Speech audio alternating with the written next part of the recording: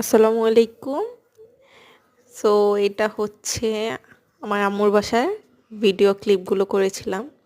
এটা হচ্ছে গরুর মাংসর কাবাব করা হচ্ছে অ্যান্ড এটা মেক করেছিল আমার বড় আপু আর আমি কাটাকাটি করে দিয়েছিলাম, হেল্প করেছিলাম।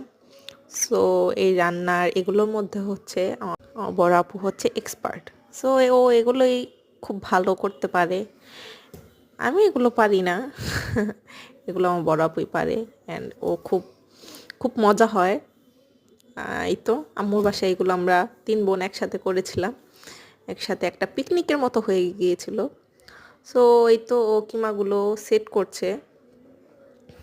তারপরে হচ্ছে ভাজাভাজি সময় এই তো ভাজছে আর ফাইনাল লুক দেখা যাবে। খুবই মজা হয়েছিল। এখন আমার মুখে লেগে আছে।